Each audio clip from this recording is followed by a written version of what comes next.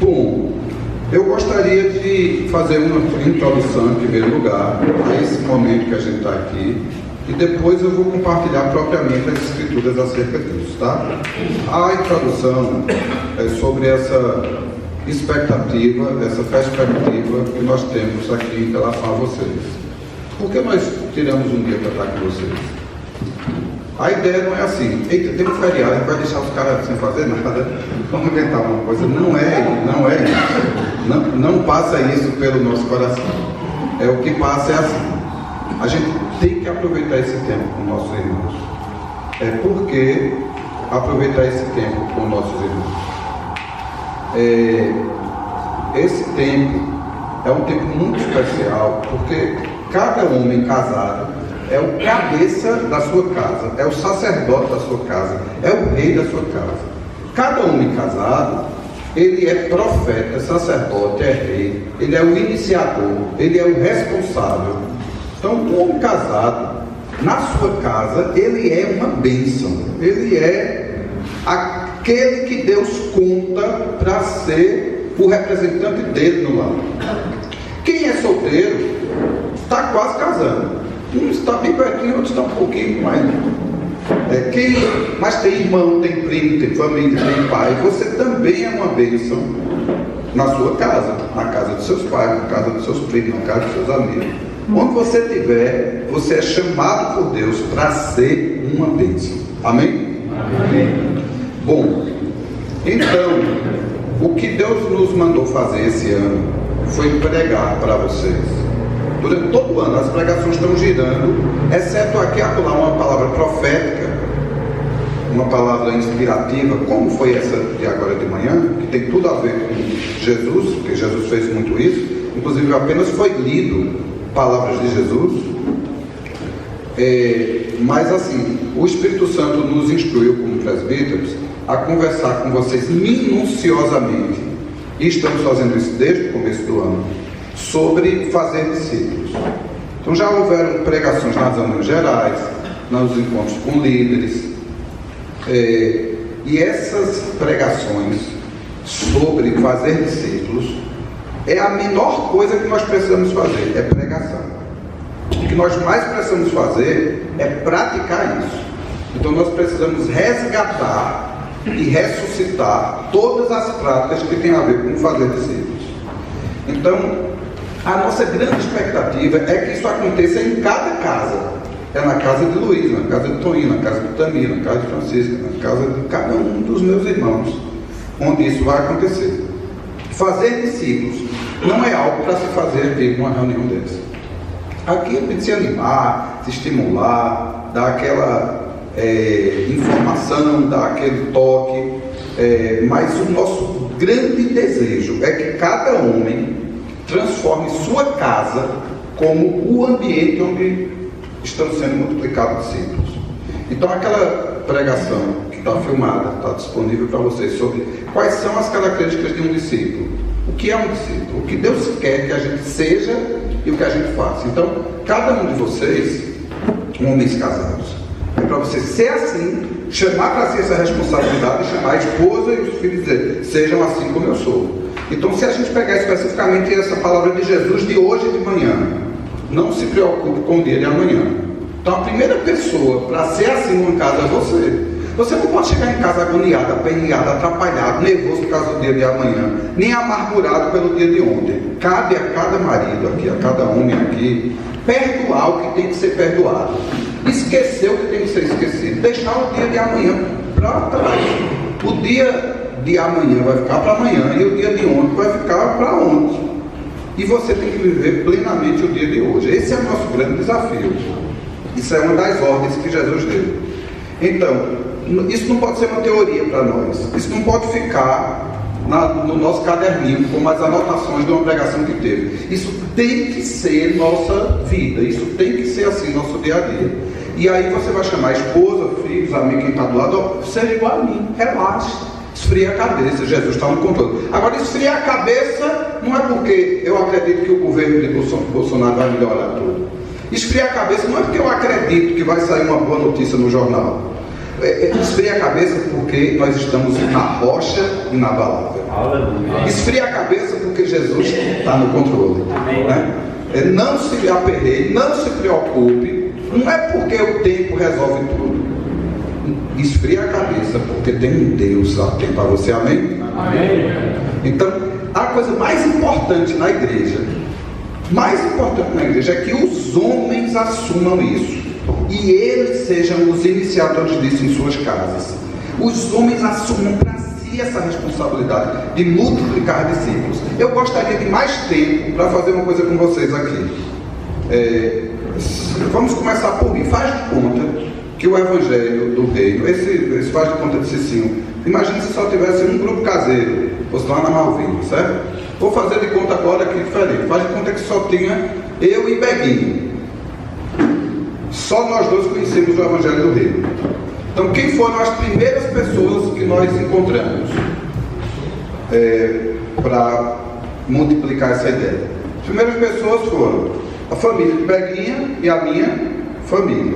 Da família de Beguinha tinha uma irmã dele que conhecia Toinho.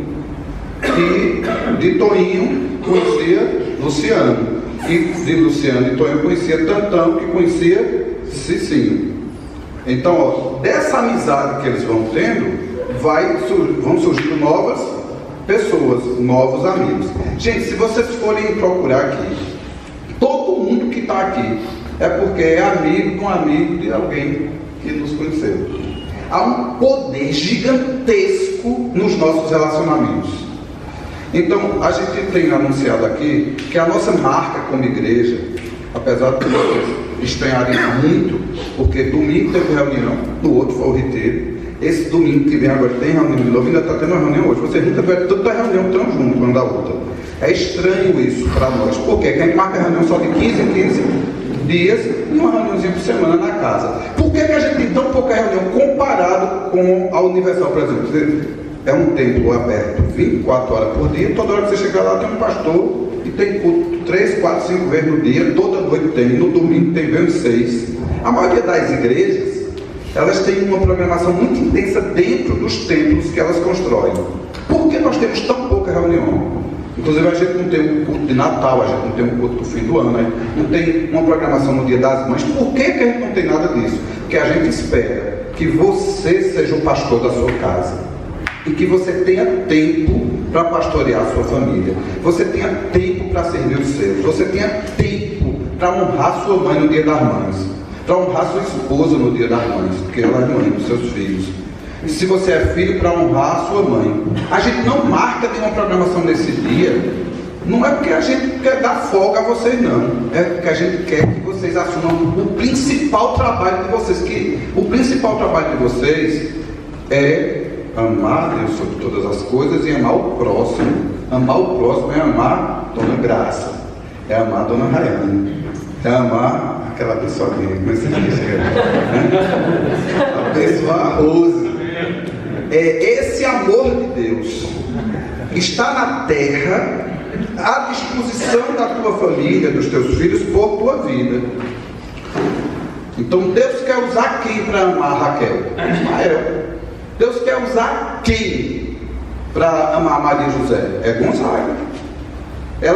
Deus quer usar cada um de nós para transformar a vida uns dos outros. Agora imagine que essa casa transformada tem um primo, um vizinho, um colega. Vamos para casa. Aí alguém chega na tua casa está cheia de vida. E vida em abundância. Aí a pessoa toma um susto.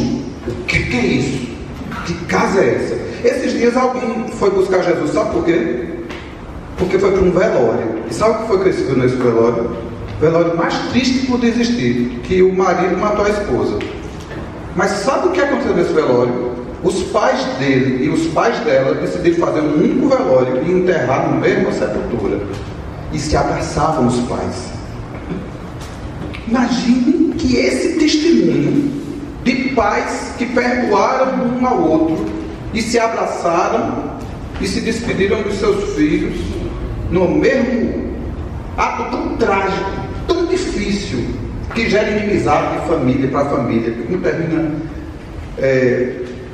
gerando uma confusão, pois o melhor amigo desse homem, que cometeu tal loucura, foi tão impactado nesse dia, desse enterro, que foi procurar o grupo caseiro nessa mesma semana. Foi a busca da casa do Flávio, da reunião lá. Então, o poder de Jesus é poderoso para impactar alguém, o poder do perdão, o poder da graça, o poder de um abraço, o poder de um sorriso, o poder de um Jesus te ama. Aí de vez em quando a gente vai encontrar milagrosamente uma pessoa nova, vai iniciar um novo ciclo de amizades. Aí Deus leva Jonathan para Alpargatas, aí acha um monte de gente lá. Aí cada pessoa dessas que foi encontrada na Alpargatas, cada um tem seus amigos, seus primos, seus colegas, seu amigo de infância. É alguém que se eu chegar na rua e falar com ele, ele não sabe nem quem eu sou. Ele não tem respeito nenhum a mim, mas ouve você, tem respeito a você. Vitor tem entrado num sítiozinho que se ele chegasse lá sozinho, a maioria das pessoas ia cumprimentá-lo, ia saudá-lo. Mas ele tem ido com Marilac. E Marilac conhece todo mundo ali. As pessoas abrem as portas para Marilac. E Vitor está indo junto pregar o evangelho para os amigos dela, para os parentes dela. Então assim, nessa brincadeira a gente conhece Luciano. Aí Luciano era amigo de seu Manuel Cândido. As famílias eram conhecidas lá da Caixa d'Água. Aí de lá a gente conhece seu Manuel Cândido, aí conhece Marco, conhece Chico, conhece Luciano, conhece... Aí daqui tem, só aqui dessa história, tem Lolo. Olha que tanta história linda tem aqui, por causa de um mesmo ato de amor, que tocou a vida de um, que toca a vida do outro. Meus irmãos, sabe o que eu vejo aqui? Eu vejo uma multidão aqui. Tem uma multidão aqui. Alguém foi usado pelo Espírito Santo para investir um tempo em você. E agora o Espírito Santo quer usar você para alcançar outro, e outro, e outro, e outro, e outro. Gente, nós podemos ganhar nações ganhando nossos vizinhos. Porque talvez algum de vocês aqui não vai ser enviado para a África, para o Sri Lanka, mas aquele missionário que Deus está preparando para levar lá para o outro lado do mundo pode estar trabalhando do seu lado, pode estar no seu ônibus. Você anda do lado de profetas, de apóstolos, de evangelistas e não sabe. Se o Espírito Santo abrisse nossos olhos espirituais, para a gente ver que tem campos brancos para a ceifa, em cada lugar, ali no Açaí, ali na rua João Pessoa, ali no Ligeiro, ali em Esperança, ali em cada lugar que a gente passa, não é? Deus coloca a gente exatamente onde Ele quer colocar, para a gente ser sal e luz, para a vida da gente ser um exemplo. Então o que nós mais esperamos de vocês, sejam cabeças, sejam iniciadores, sejam aqueles que fazem igual o Cício falou aqui, igual Esdras, igual Josué. Josué, no final do livro dele, ele diz assim: tem dois caminhos aqui, ou vocês servem a Deus ou não servem a Deus. Eu, porém, e a minha casa serviremos ao Senhor. Amém? Amém. Quem pode dizer igual? Amém. Eu e a minha casa serviremos ao Senhor. Amém? Amém. Essa determinação de ouvir essas pregações para a gente ser um exército. Porque, gente, algum de nós aqui pode roubar tanta força. Algum de nós aqui pode ter dons, iniciativas e características e ideias fabulosas.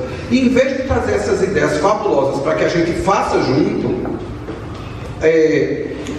a gente pode um dispersar o outro, um tirar a atenção do outro, um desanimar o outro. E a gente tem uma força gigantesca aqui trabalhando separado. Uma das coisas que mais deu sucesso a Esdras, a Neemias, foi eles terem um plano de ação juntos. Se a gente trabalhar junto, como um exército, para a glória de Deus, e trabalhar com ritmo, com perseverança. Então, o que é que nós esperamos aqui? Anotem bem isso. A gente espera que cada um de vocês tenha um discipulador e que isso funcione. Se não funciona, uma das coisas que o Espírito Santo quer fazer com essa palavra que ele deu, Ele tem à disposição gente aqui, dá para trocar uma peça nova, não precisa botar um band-aid ali não. Deus tem uma peça novinha para botar no lugar. A gente precisa ser honesto e verdadeiro. Se não funciona de jeito nenhum com esse, vamos ver se funciona com esse aqui.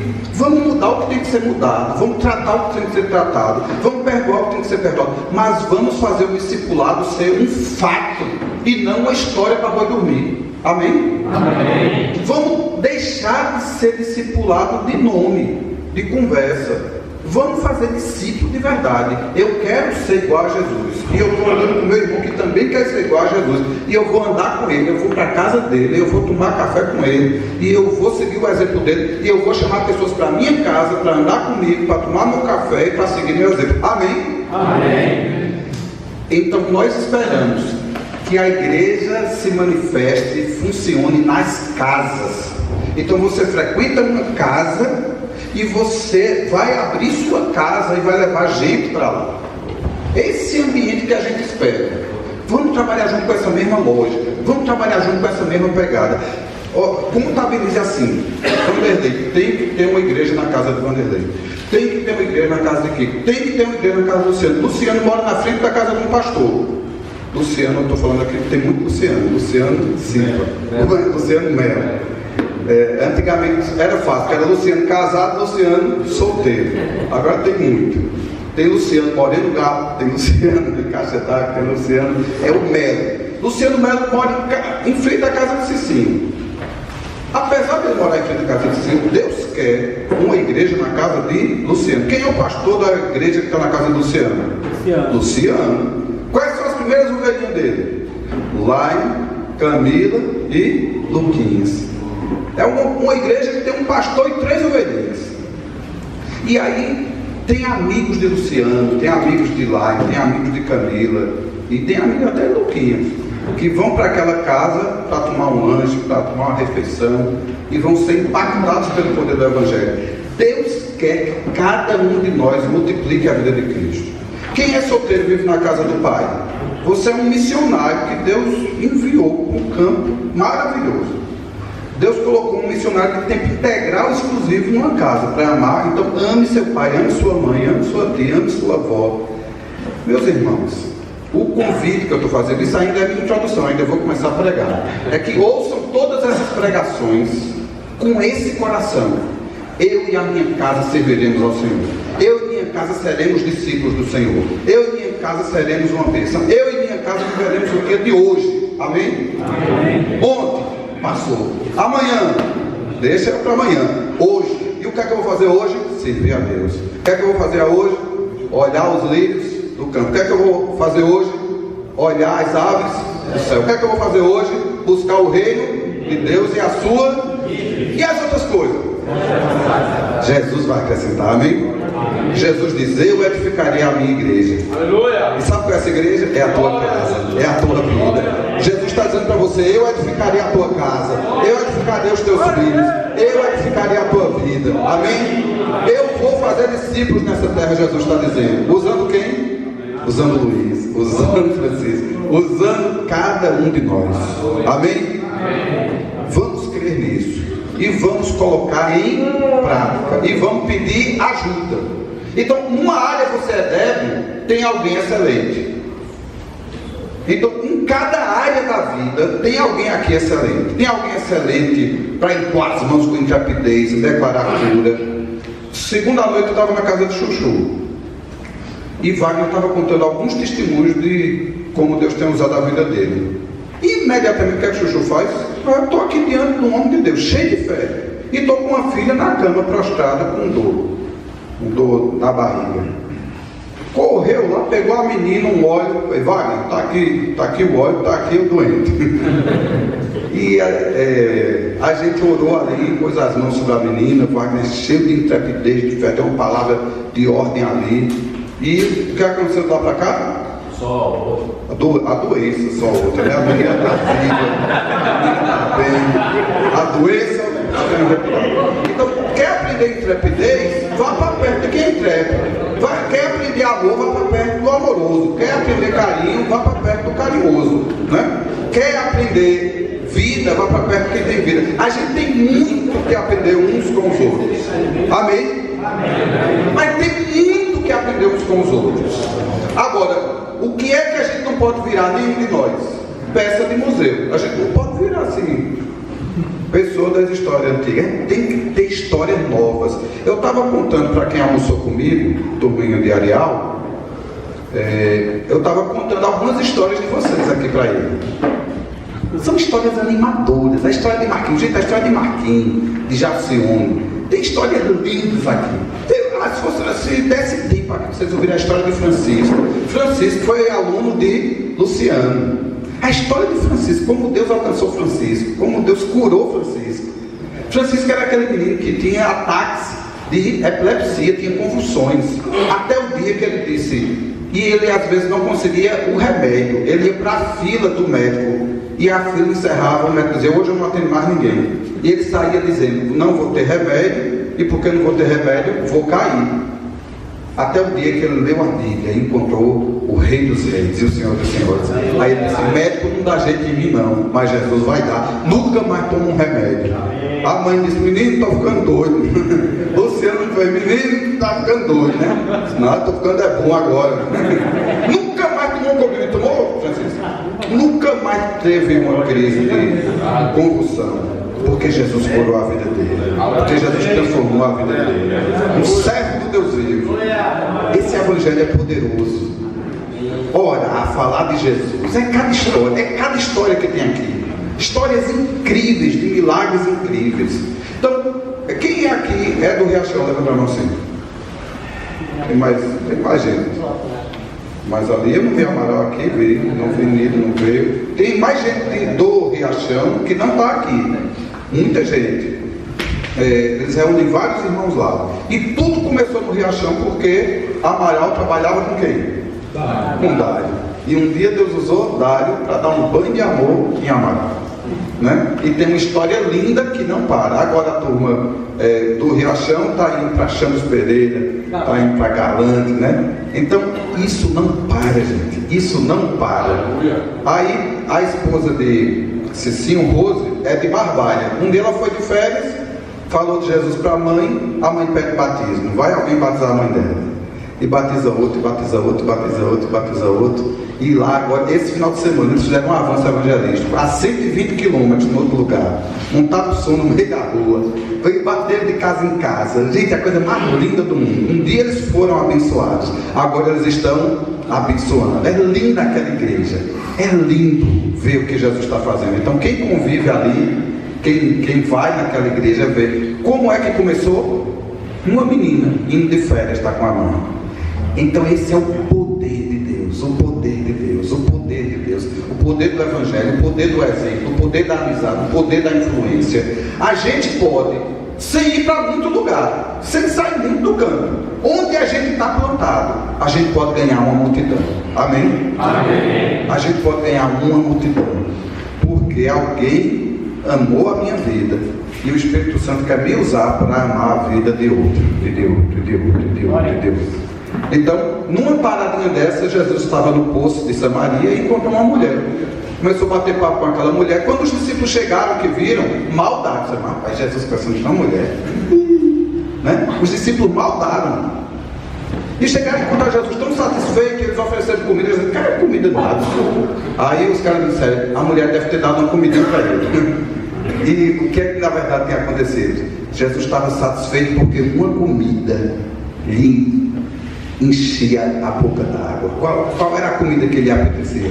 Fazer a vontade do Pai e realizar a sua obra. Meus irmãos, vamos ter esse apetite, vamos ter a de Deus, essa fome de multiplicar discípulos nessa terra. Amém? Amém. De levar a sério, de ir para os grupos caseiros, de ir para a casa do discipulador, de buscar conselho, de buscar as escrituras, de permanecer na palavra, de fazer algo, de fazer metas, de não se permitir ficar sem crescer. Eu vou crescer, eu vou crescer, eu vou crescer. Eu quero uma igreja na minha casa. Amém? Amém. Hoje tem uns 15 grupos caseiros, eu acho, sem muito.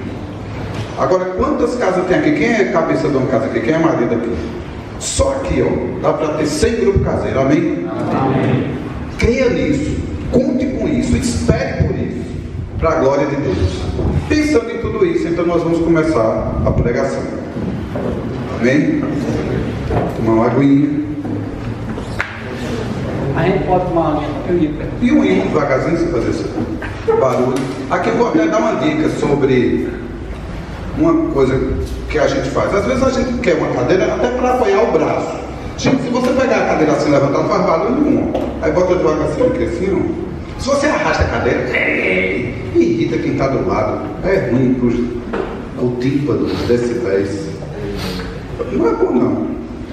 Mas você pega assim com a mão, você é forte. Arrasta a cadeira assim.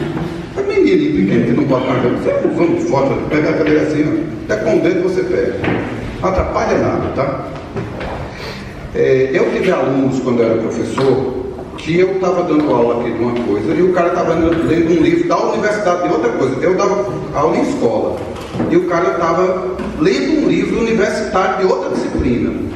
E eu tinha certeza que aquele cara que estava conversando com outra pessoa. E se ele ainda estivesse ouvindo música no fone, ele ainda ia pegar aquela aula mais do que todo mundo, porque ele sabia mais do que eu. Eu tive um aluno desse. E eu sei que tem gente aqui que conversa com o outro assim na hora da pregação, mas que vai ouvir, vai entender, vai colocar em prática. Ele não corre risco nenhum. Mas e o outro cara que está ouvindo? Será que ele não está sendo atrapalhado? Às vezes o cara está lutando para se concentrar, para entender o que está sendo dito, tentando não perder o fio da meada, e a pessoa do lado, às vezes está até elogiando. Ah, que pregação boa, que palavra boa, mas cada vez que o cara puxa o assunto, rapaz, isso aconteceu com minha avó. Cada vez que o cara muda de assunto ali, ele não está perdendo o fio da meada, mas quem garante que o outro não está? Que a pessoa de trás não está perdendo. Então, uma dica: quando a gente tiver um encontro assim, não pense só em você, pense nas outras pessoas que estão do lado. Que tudo que você fizer pode atrapalhar o seu irmãozinho. Então, para não atrapalhar o irmãozinho, a gente se controla de não fazer tudo que a gente quer. Amém? Amém. Vamos ler a Bíblia em Lucas 9, 41. Eu vou ler um texto e vou dar uma palavra. Tinha tanta coisa para dizer sobre esse texto, mas eu vou dizer só uma coisa. Lucas 9, 41. Lucas 9, 41. O contexto é o seguinte: Jesus estava em cima de um monte com 2 discípulos, Tiago e João. Aí é quando eles veem Moisés e Elias. E esse momento em que eles estão no monte e eles encontram com Moisés e com Elias, o rosto de Jesus brilha, a roupa dele fica tão branca que nenhuma lavanderia poderia alvejar daquele modo. E a voz do pai diz: este é meu filho amado em quem eu tenho prazer. Mas o que aconteceu logo após essa história? Jesus desce do monte com os discípulos e encontra quem lá embaixo? Me lembra? Uma multidão. Tinha uma multidão fazendo o quê? Debatendo com os discípulos. Debatendo com os discípulos. Tinha um cara, Com um menino. Escribas e fariseus debatendo com os discípulos. e tinha um pai com um filho que ficava endemoniado e que os discípulos não conseguiram curar nem expulsar aqueles demônios. O menino doente, uma doença causada por demônio. Aí, olha o que Jesus diz. O pai relata esse caso. Trouxe a teus discípulos, mas eles não puderam fazer nada. Aí Jesus diz assim para o pai: ó, diz primeiro para os discípulos, para quem está por ali, diz assim: ó, Jesus respondendo disse: ó geração incrédula e perversa, até quando estarei convosco e vos sofrerei? Aí o que é que ele diz ao pai? Trazei-me aqui o teu filho. Então é muito interessante que quando ele desce do monte, né, o verso 38 diz assim: eis que um homem da multidão, tinha uma multidão, e tinha um homem no meio da multidão, né? Mestre, olhe para o filho. E Jesus diz assim: pai, traga teu filho até a mim. Esse menino estava endemoniado. Olha qual é a história do filho. Um espírito o toma, de repente clama, e o despedaça até espumar, e só o larga depois de o ter quebrantado. Então imagine que você é pai. Pense no seu filhinho. Imagine que um demônio tomasse seu filhinho e ficasse jogando ele no chão até ele espumar. e só largava quando ele estava todo quebrado. Que pai encara uma situação dessa? Aí leva para quem? Na farmácia tem remédio para isso?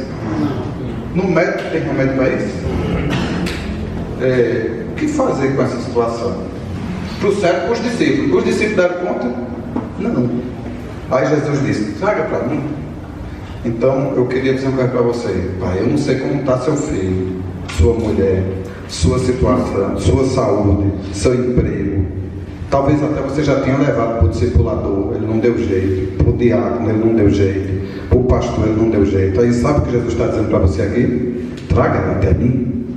Amém? Amém. Traga até mim para eu dar uma olhada. Aí Jesus deu uma palavra. E bastou uma palavra de Jesus e aquela história mudou. Amém? Amém. Então, Pai, traga teu filho até Jesus. Traga tua esposa até Jesus. Traga tua vida até Jesus. Traga para aquele que tem solução. Traga para aquele que dá jeito. Traga tua causa diante de Jesus. Aqui é um convite para a gente orar. É um convite para a gente se colocar diante de Deus. Então, meus irmãos, quando tiver uma semana dessa de oração, que a gente todo mês marcou uma, é de segunda a domingo, ou de domingo a segunda, geralmente é de segunda a domingo, uma semana todinha. Esse mês é de 20 a 26. O que é que a gente faz numa semana dessa? Ora, mas não faça outra coisa não. Ore, chame sua família para orar. Marque a reunião de oração na sua casa. Chame seus vizinhos para orar. Chame seu povo, sua gente para orar. Porque quando você está orando, você está trazendo essas situações que afligem, que maltratam, que quebrantam. Olha que situação triste. O diabo pegava aquele menino e batia nele, batia até o ponto dele espumar e cair no chão todo quebrantado. Vamos trazer diante de Jesus. Eu não sei o tamanho da tua dor, do teu sofrimento, o tamanho do sofrimento da tua casa. De uma coisa eu sei: tem um que até o vento e o mar lhe obedecem. Esse é Jesus, a quem nós devemos recorrer, a quem nós devemos buscar. Agora vamos ler aqui uma palavra profética, Isaías 61:9. Para quem é solteiro ainda, ou para quem é casado e não tem filho ainda, essa promessa guarda na poupança, é uma poupança de profecia. Mas para quem é pai, levante sua mão direita e agarre essa promessa aí. Isaías 61:9. Isaías 61:9. Eu vou ler aqui, se alguém encontrar uma versão até melhor, Isaías 61:9. Pode até ler outra versão, tá? Diz assim: e a sua posteridade será conhecida entre os gentios, e os seus descendentes no meio dos povos. Todos quantos os virem os conhecerão, como descendência bendita do Senhor. Amém? Isso é uma promessa para os filhos. Eles serão conhecidos como descendência bendita do Senhor. Amém? Alguém encontrou algum termo diferente para isso? Tem uma Bíblia que diz posteridade abençoada, descendência bendita do Senhor, família bendita do Senhor, família bendita do Senhor, nação abençoada, posteridade. Seus filhos não serão uma desgraça, seus filhos não serão conhecidos como o maloqueiro, as piriguetes. Seus filhos, suas filhas, meus filhos, minhas filhas serão conhecidas como descendência bendita do Senhor. Amém? Amém. Aí é o seguinte, comece profetizando. Quando seu filho ou sua filha aprontar uma coisa, não diga danado, desobediente, condenado, bicho ruim, desobediente. Não diga assim não. Diga assim: geração bendita do Senhor. Amém? Amém. Descendência bendita do Senhor. Amém? Profetize. Não olhe com esses olhos que a terra vai comer. Olhe com esses olhos que vão ver aquele que vem sobre as nuvens do céu, com poder e grande glória. Um dia nós veremos aquele que vai mudar para sempre a nossa limitação. Mas os nossos olhos espirituais já são iguais aos olhos que nós teremos na eternidade. Esse olhinho aqui, Beguinha já falou, está ficando míope, cansado, velho. Mas enquanto o homem exterior se corrompe, o interior se renova de glória em glória. Amém? Esses olhos espirituais devem mover a nossa boca em profecia. É olhar para os nossos filhos e dizer: eles serão geração bendita do Senhor. Um filho chegou para o pai e disse: meu pai, a partir de hoje eu quero lhe dizer, eu sou homossexual. Vou virar travesti, vou para o meio da rua, vestido de bota e de calcinha. E eu sei que o senhor é pastor, não vai me deixar mais ficar em casa. Eu vim aqui lhe avisar e estou saindo de casa. Um menino com 14 anos de idade. Você imagina um negócio desse? Aí sabe o que foi que o pai disse para esse filho? Disse: meu filho, você é meu filho. E você vai ficar na minha casa. Você não vai sair daqui. E você... tudo que você passar na vida, você vai passar do meu lado. Tudo que você passar na vida, você não vai deixar de ser meu filho. Pois esse pai, às vezes, saía de um culto e ia, sabe para onde? Lá para aquelas ruas de prostituição no Rio de Janeiro. Essa história ocorre no Rio de Janeiro. E ser homossexual hoje é uma coisa até mais comum, mas isso foi na década de 70. Esse pai de paletó e gravata, pastor da Deus é Amor, ia lá para a rua São João, a rua mais triste. Chegava lá, estava o filho só de bota e de calcinha. Aí ele chegava e dizia: meu filho, eu vim lhe buscar, já está tarde, vamos para casa. Pegava o paletó, botava nele, conduzia até o carro, botava o menino no carro e começava: você é meu filho, você é meu amado, você é descendência bendita do Senhor. Um dia você vai ganhar muitas pessoas para Jesus. Sua voz é linda, você vai cantar louvores a Deus. E aquela pessoa de maquiagem, de peito,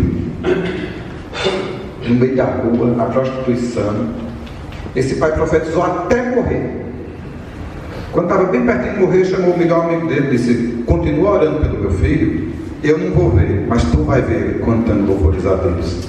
E um dia convidaram ele para uma igreja e ele foi vestido de mulher, que só vestido de mulher. Nessa altura já era uma dessas cantoras transformistas, famosa na noite carioca. E foi. Aí disseram ao pastor que tinha uma pessoa famosa ali, um cantor. O pastor não tinha muito juízo. Disse assim: tem um cantor entre nós aqui. E eu queria dar uma oportunidade para ele cantar aqui. E chamou o gay, né? Chamou o travesti para cantar no coro. Aí ele disse que sentiu aquela força, ouviu o pai a vida todinha, não viu num segundo aquilo tudo. Você vai cantar louvores para mim, você vai ser uma bênção. Ele saiu dali e disse que ao se levantar para ir, ele nasceu de novo. Todas as profecias que o pai fez sobre a vida dele se cumpriram naquele dia. Ele já foi tirando a peruca, tirando a maquiagem. Quando chegou no banco da frente assim, tinha uma pessoa, Deus revelou que a pessoa estava com câncer, ele botou a mão, a pessoa foi curada na hora. E ele já pegou o microfone para dar o testemunho: eu estou voltando para o Senhor, Deus mudou a minha vida. E já cantou ali um louvor a Deus. E nunca mais parou. Hoje é um servo de Deus que canta louvores a Deus. E contou pastor Paulo, vulgarmente, antigamente chamado de Paulete.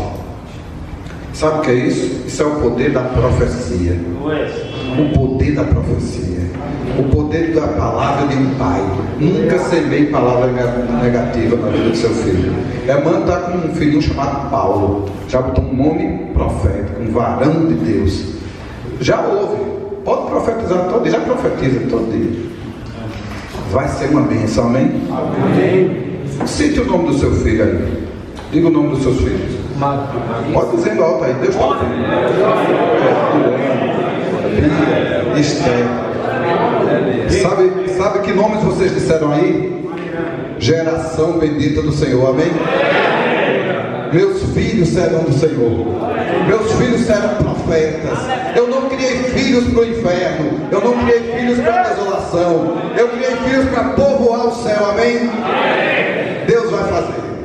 Aquele que pode todas as coisas vai transformar toda maldição em bênção, todo mal em bem. Ele vai sustentar, ele vai mudar. Não desista. Olhe esse menino endemoniado, batendo, quebrado. E o pai afrontou a multidão: me acuda, Jesus, no meio de uma multidão. O que ela estava vendo? Eu trouxe para os teus discípulos, eles não puderam fazer nada. Pois traga seus filhos diante de Jesus. Toda vez que você estiver com Jesus, traga seus filhos diante dele. E toda vez que você estiver com seus filhos, traga a palavra de Jesus para eles. Amém? Profetize, profetize, profetize. Isaías 65, 23. Mais um. Isaías 65, 23.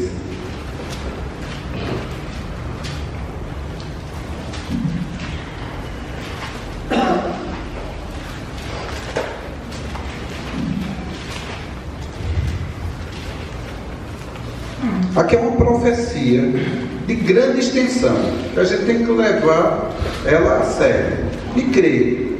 Olha o que diz: e será que de uma lua até a outra, e desde um sábado até o outro, virá toda a carne adorar perante mim, diz o Senhor. Então é uma profecia de conversão de gente, de muita gente. Quando a palavra diz assim: eis que derramarei do meu espírito sobre toda a carne, eu li o 66, não foi? 65, 23. Essa é boa também. Agora vamos ler Êxodo 4, 22. Não esqueçam desse versículo aqui, que nós teremos muita bênção. Eu vou ler o versículo 65, 23 primeiro, depois a gente lê ele. Preste atenção nisso. Não trabalharão em vão. Pegue isso como uma profecia para você. Nem terão filhos para perturbação. Não terão filhos para perturbação ou para desolação. Desgraça. Porque são a posteridade bendita do Senhor, e os seus descendentes estarão com eles. Mais um texto.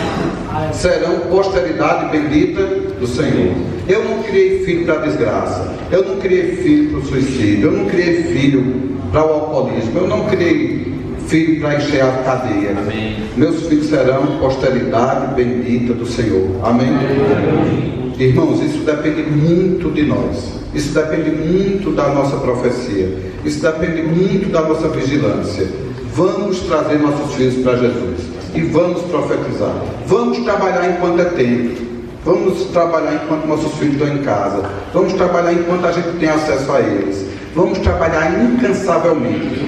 Vamos incutir na cabeça deles enquanto eles são crianças. Vamos repetir quando eles estiverem adolescentes. Vamos chorar diante de Deus quando eles estiverem jovens. Não vamos desistir dos nossos filhos. Eles serão posteridade bendita do Senhor. Agora, Deus se revela de muitos modos para a humanidade. Então, por exemplo, tem muita pregação aí dizendo que Jesus é o noivo e a igreja é a noiva. É um tipo de revelação. Tem muitas pregações de Deus como sendo o Criador e o Senhor, e Ele é o Rei. A gente fala do Evangelho do Rei, onde Ele é o Rei, eu sou súdito.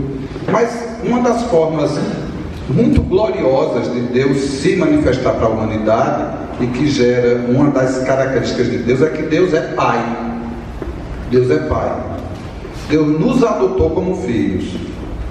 E nesses textos que falam que Deus é Pai, tem um texto muito curioso, que Deus chama Israel, o povo de Israel, no tempo de Moisés, de filho, o filho mais velho. Deus diz assim: Israel é meu filho mais velho, Israel é meu primogênito. Então, está escrito em Êxodo 4, 22. É um recado que Deus manda por Moisés para Faraó. Êxodo 4, 22.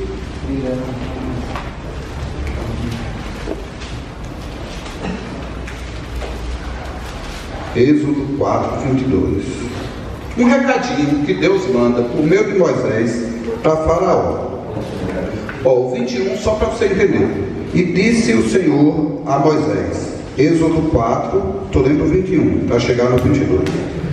E disse o Senhor a Moisés: quando voltares ao Egito, atenta que faças diante de Faraó todas as maravilhas que tenho posto na tua mão.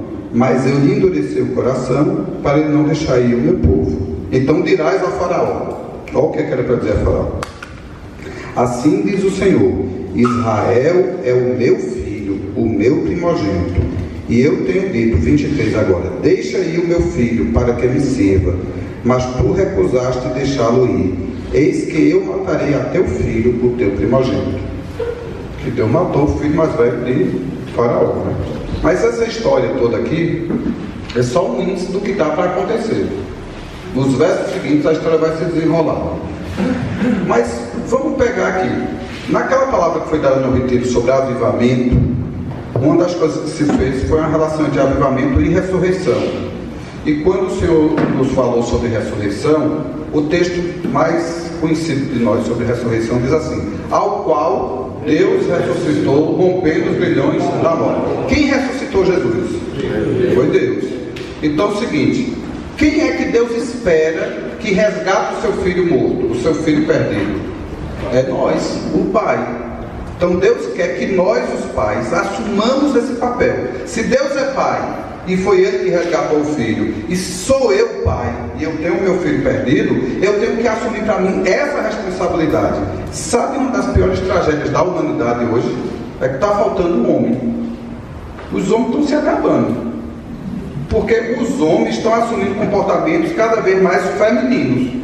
Os homens cada vez mais estão se importando com maquiagem, com os bigodinhos, com as unhas, é tanta coisinha que o cara tem para cuidar. Às vezes o cara pega o carro, que o carro é mais importante que um filho, que é uma filha. O cara compra um shampoo pro carro, o cabelo da mulher todo. E o carro tem shampoo, tem esponja especial. Quando não é o carro, é o cachorro. Às vezes é o cachorro. É tanta coisa para cuidar. E o cara, o seu papel de cabeça, o seu papel de marido, o seu papel de pai é esvaziado. O cara chega dentro de casa, sua televisãozinha para ali e para cá, ó, assiste seus negocinhos, e a mulher descabelada, trabalhando feito o quê? Lutando pelos filhos, os filhos com problema, e o pai não está nem aí. O pai só pensa em besteira. Então é muito importante que a gente que é marido e pai, a gente assuma a responsabilidade. Diga para o seu irmãozinho do seu lado: assuma a responsabilidade. E agora,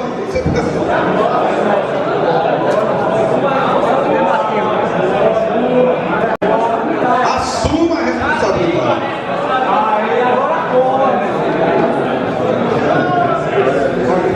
Olhe a palavra do Senhor para Faraó: liberta meu filho para ele me servir. Uma palavra de autoridade de Deus para Faraó. Gente, vou fazer uma comparação.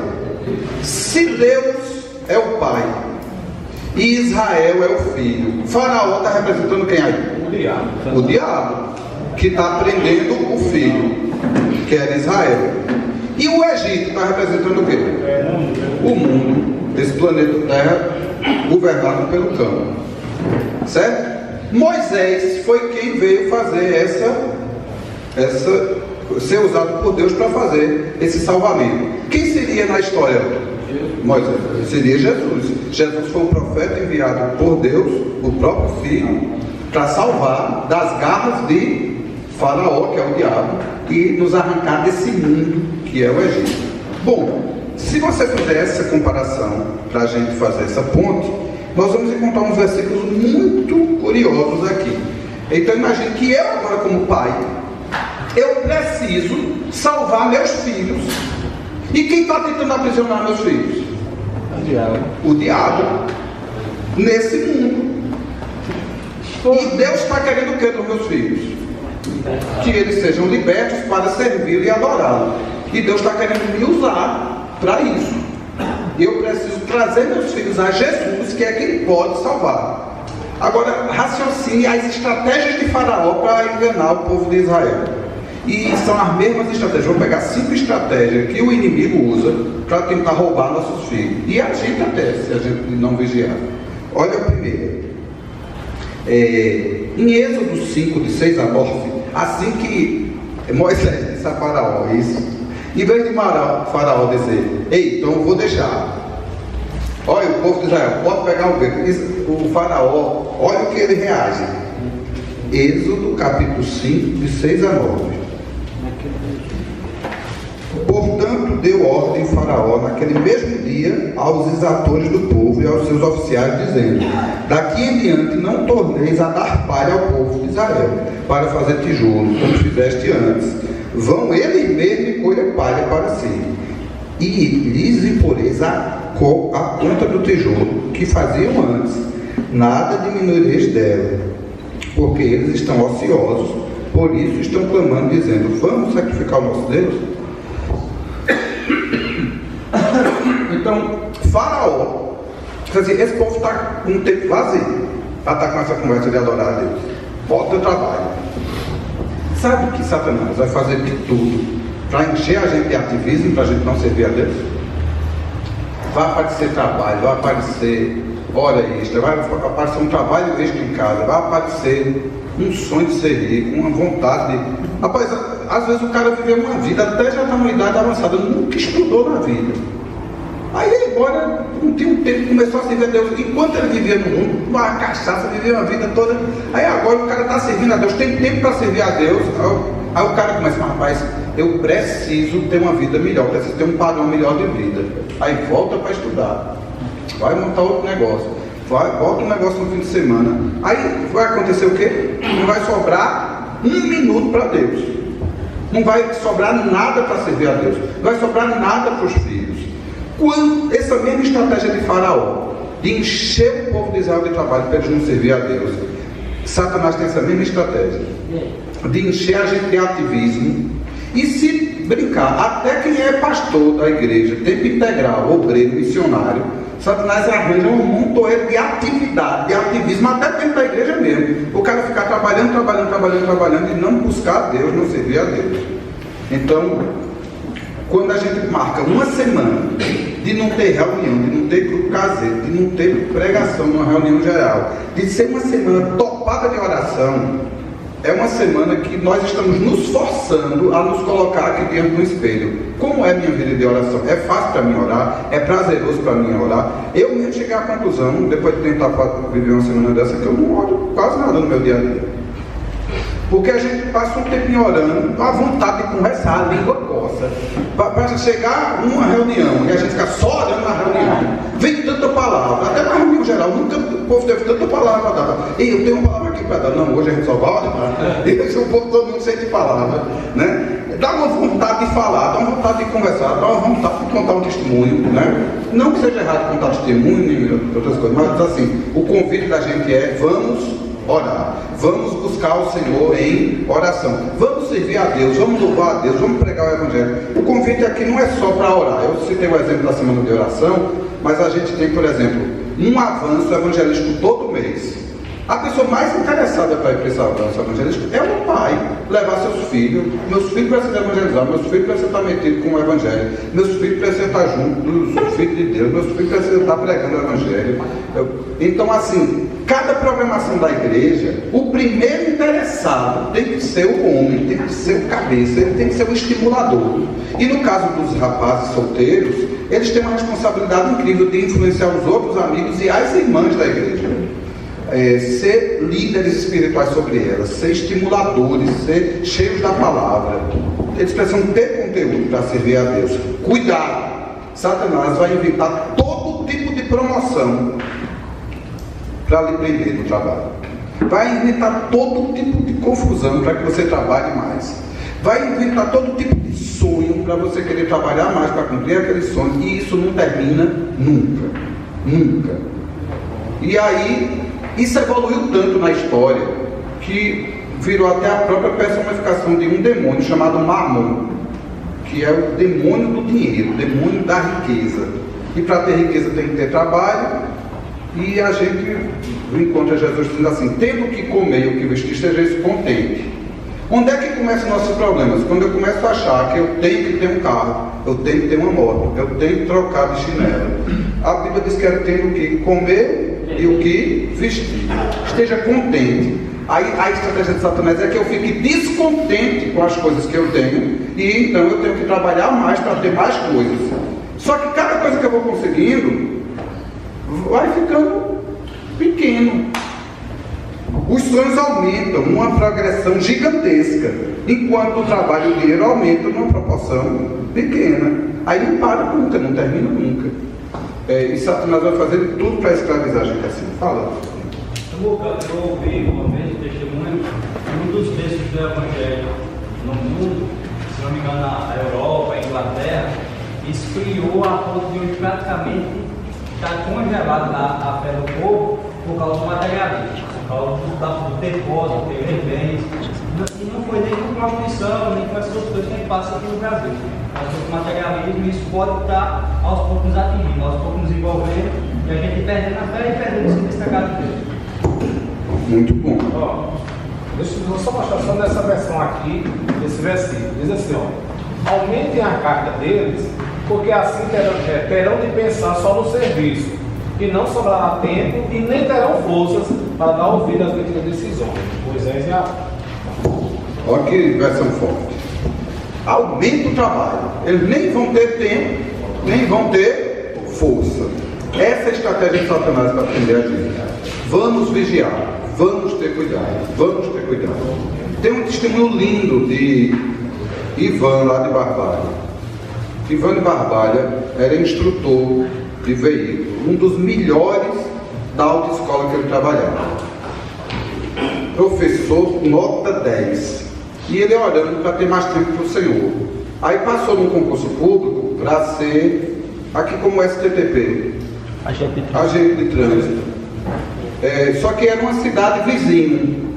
E ele, o salário não era suficiente. Aí ele orou a Deus para Deus dar a ele outro trabalho para ele servir ao Senhor, por mais tempo. Aí ele passou num outro emprego, também do STTP, agora na cidade dele. E então ele tinha 3 trabalhos, 2 concursos públicos, cada um numa cidade. Todo mundo gostava tanto dele que ofereceram para ele ficar nos 2. Ajeitavam um horário para ele ficar nos 2. E a escola fazia de tudo para que ele ficasse à noite na escola. Então ele ia ser agente de trânsito numa cidade, no outro, mas ele disse: Senhor, eu pedi a Ti um trabalho que me tomasse pouco tempo para eu te servir.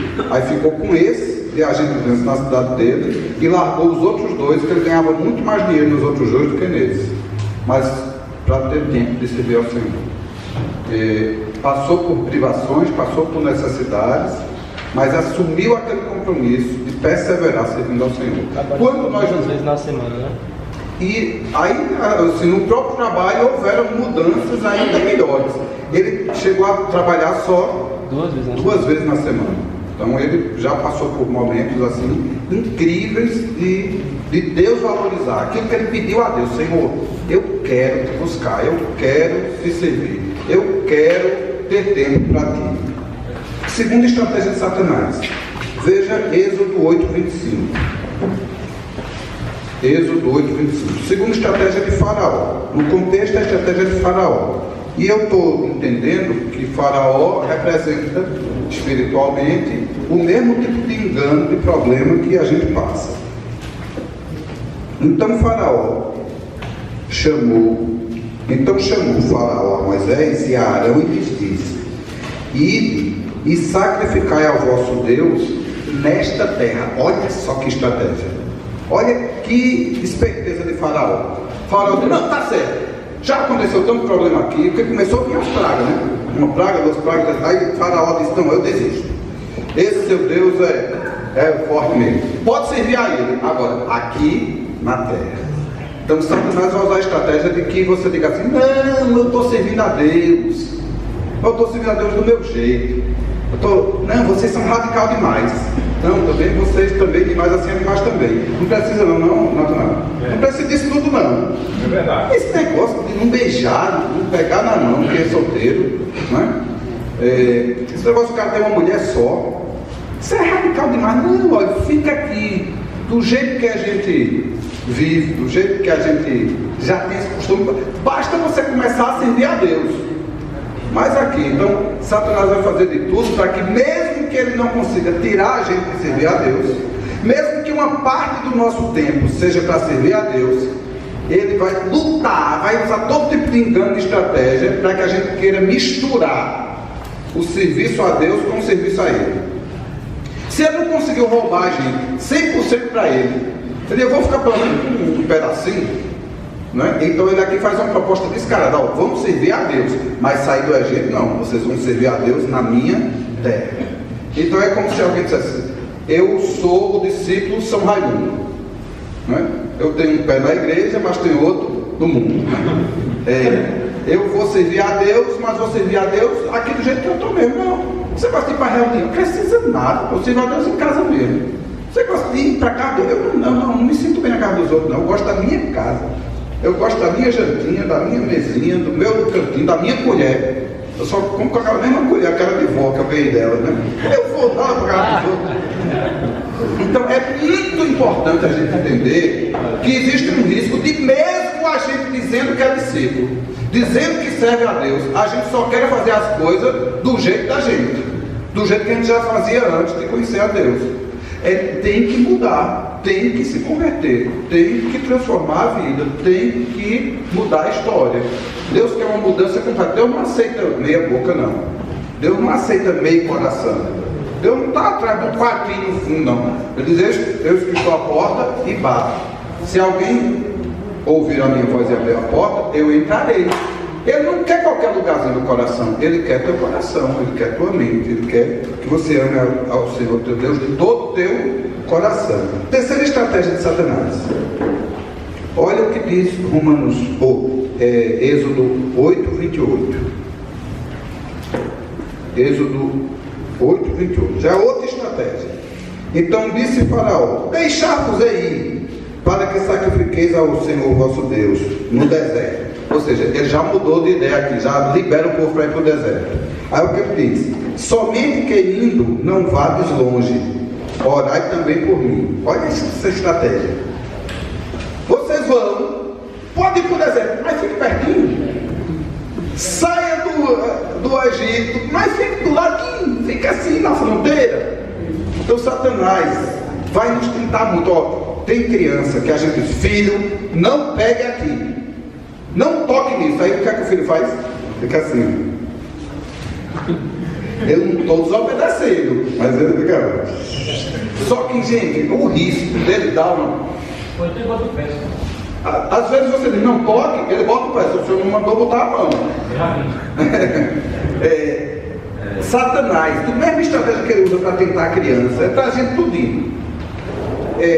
Tudo bem, já saiu do Egito, já está servindo a Deus. Mas fique pertinho, fica ali na beirada, né? Não seja radical demais também, não, né? Então existe um grande risco de a gente ter uma mistura assim, de ter uma vizinhança com coisa que não presta, de ter uma mistura com coisa arriscada. Então, ó, tem caminho que ao homem parece ser bom. Quando a Bíblia diz fuja daí, Deus não está querendo estragar o prazer de ninguém, não. Fuja que é laço, fuja que é confusão, para longe. Quando a Bíblia diz fuja de dívida, fuja da mulher do outro, fuja da aparência do mal. Então, ontem eu dei carona a duas irmãs quando terminou meu grupo caseiro. Eu achei muito curioso e gratificante a atitude delas. Elas sentaram no banco de trás, eu fui de Uber, né? Então fui de motorista delas, deixei uma em casa, depois a outra, nenhuma sentou no banco da frente, né? Aquilo pode ser exagero? Pode. Tem na Bíblia dizendo que é para a mulher sentar no banco do carro? Não. Mas aquilo foi um cuidado, não foi? Foi um cuidado. É uma coisa que a gente precisa. Vigie, tenha cuidado, não se exponha, se livre da aparência do mal. Senão, aquela irmãzinha pensava do conselho, ela estava muito nervosa, então eu liguei para ela 1h da manhã e tirei muito conselho dela, eu olhei com ela até de madrugada, né? Então eu já ouvi muitos jovens, não fizeram nada errado, não pecaram, mas às vezes você faz a coisa certa e acha que está fazendo a melhor coisa, mas não sabe o que está comunicando no coração do outro, o que o outro está pensando de lá, né? Então, é muito, muito, muito importante que a gente busque um lugar mais seguro. Se existe um abismo aqui ao redor, aqui a beirinha toda é insegura e tem um caminho seguro aqui no centro, vamos ficar num lugar seguro.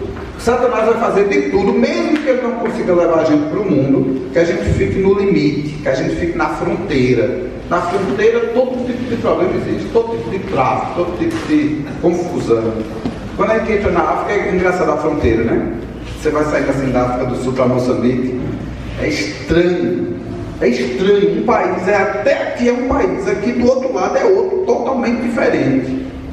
É assustador essa mudança da fronteira. A fronteira é uma coisa que fica muito evidente, não é só mudança de território, é dois mundos completamente diferentes. totalmente diferente. A gente precisa ficar longe da fronteira com o inferno. Eu não quero nada com o inferno. Eu não quero nada com o mundo. Eu não quero nada com o Egito. Eu não quero nada com o faraó. Amém? Amém. Que Deus nos guarde assim, e guarde nossa família assim, em segurança. Quarta estratégia de Satanás. Êxodo 10, 11. Estratégia de faraó para tentar enganar o povo. Êxodo 10, 11. Bota aí 2, 3 páginas para frente. Olha o faraó da ideia. Não será assim. Agora ide. Olha que palavra bonita do faraó. Ide, servir ao vosso Deus. Ide, homens, e servir ao Senhor. Pois é isso que pedistes. E agora, olhe como é essa estratégia. Ele tem um detalhe aqui nesse. Deixa eu achar aqui. É que ele diz assim, somente vós os homens. Mas tem um detalhe disso que fica mais evidente. Então 10 que diz assim, ó.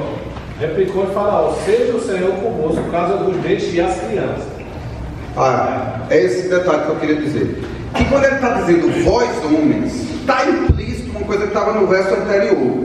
É que ele foi bem específico. Os homens eu deixo ir, mas os filhos eu fico para mim. Então, às vezes, Satanás não consegue nos capturar como homens, não consegue impedir que a gente sirva ao Senhor, mas ele vai fazer de tudo para ficar com os filhos da gente, para atender nossos filhos no Egito. Aí é um cuidado triplicado que a gente precisa ter para segurar nossos filhos, para guardar nossos filhos. E olha, quem tem filho pequeno, faça uma poupança gigantesca. Quem tem filho pequeno, você tem um acesso a esse menino, que quando ele ficar adolescente e jovem, você não terá mais. O que entrou ali já está ali dentro, não tem como ele tirar. Mas fica difícil de entrar coisa nova. Sabe por quê? Porque jovem e adolescente tem um negócio de dizer assim, isso é a sua verdade. Então tudo que você diz para um jovem, hoje em dia, ele relativiza. Ele não discute não, ele não diz assim, eu não entendi bem isso, eu discordo disso. Eu não quero discutir não. Diz, isso é o jeito de Samuel. Isso é assim mesmo. Aí é assim. Aqueles cabras velhos não vão mudar a cabeça deles. Eu não vou querer mudar a cabeça deles, mas também não vai mudar mesmo. Eu tenho a minha mente e eu tenho a dele. Cada um tem a sua verdade. Então Satanás vai fazer de tudo para levar nossos filhos para o lateiro. Então nós precisamos, como pais, ter essa determinação que Josué teve. Eu e a minha casa serviremos ao Senhor. Eu não abro mão dos meus filhos. Eu vou lutar. Qualquer pessoa pode esquecer dos meus filhos. Eu não. Eu vou assumir. Eu vou cuidar. Eu vou lutar. Eu vou orar. Eu vou fazer o que tiver de fazer para salvar os meus filhos. Amém?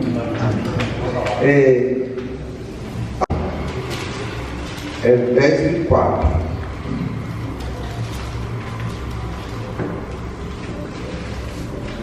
Então Faraó chamou a Moisés e disse: ide servir ao Senhor, somente fiquem vossas ovelhas e vossas vacas, vão também convosco as vossas crianças.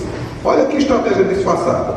Os homens podiam ir, a mulher podia ir, as crianças podiam ir, só vai ficar as vacas e as ovelhas. Aparentemente estava tudo bem, né? Aparentemente, se vai a gente, se vai os filhos da gente, se vai a mulher da gente.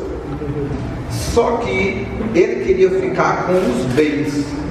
Então imagine alguém que diga assim: Jesus, meu coração é teu, agora o dinheirinho é meu, né? Meu coração é teu, mas minha carteira é minha mesmo, né? Tem um irmão amigo da gente que ele era solteiro e ele trabalhava, a maioria das pessoas da casa dele não trabalhava. Aí ele tinha uma geladeirinha só dele em casa, um frigobarzinho assim que ele comprou, e ele botou um cadeado. Ele botava um cadeado. Então ele trancava ali, ele comprava um monte de coisinha para ele. Então quando o cara se converte, e que a gente começou a ensinar ele a dividir com os parentes as coisas que ele botava ali, o trabalho tanto, né? Ele sofreu para aprender a dividir aquilo ali. Porque quando a gente se converte, uma das últimas coisas que se converte é o bolso da gente, certo? Nós precisamos dispor de todos os nossos bens para o Senhor, amém? Que esse é o testemunho da igreja relatado em Atos, que eles depositavam tudo aos pés do Senhor, que a gente não pode deixar nada nosso.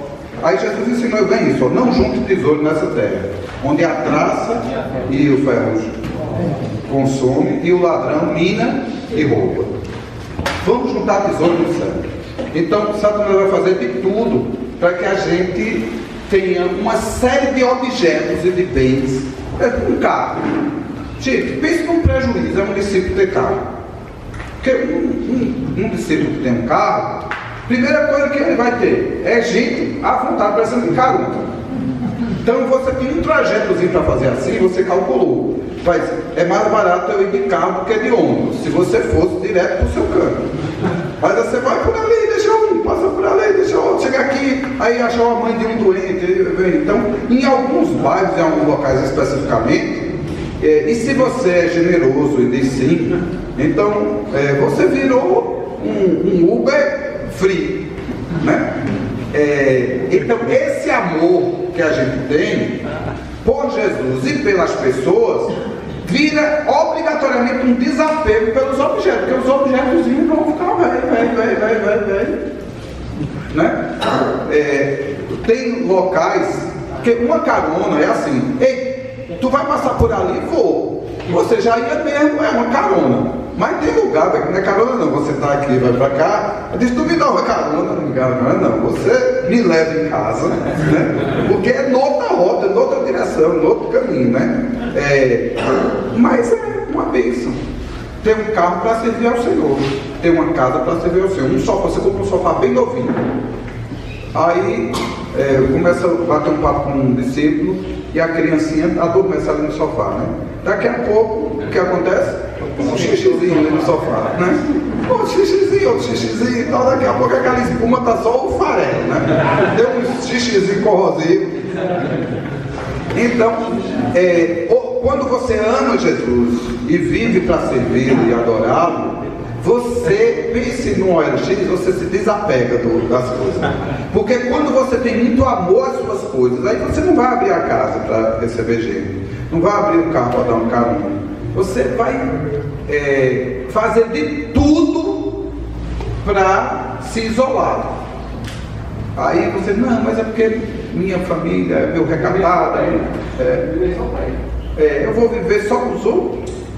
Então é muito importante a gente entender que ao nascer de novo, todos os nossos bens, os nossos talentos e o nosso tempo estão a serviço do Senhor. É para a glória dele, é para viver para ele.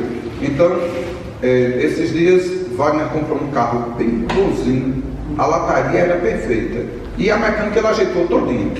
Mas o trabalho não é fácil. Bota o carro em todo buraco, para todo canto. Então o ritmo de decaimento do carro é mais acelerado muito.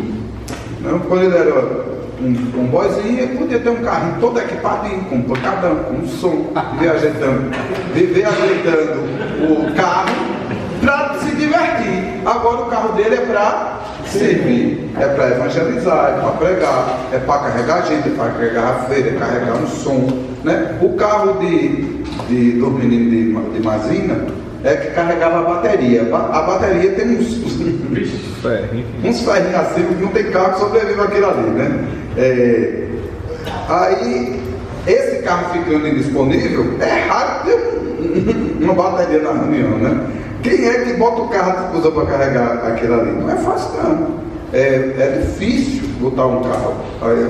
Uma das pessoas mais, né, assim, que eu admiro muito, e ele nunca, acho que Deus nunca vai deixar ele ser um veículozinho, ele é muito servido, é Marquinhos. Rapaz, ele bota 10 pessoas dentro daquele carro. O Deus não com zaga não. Vai preso.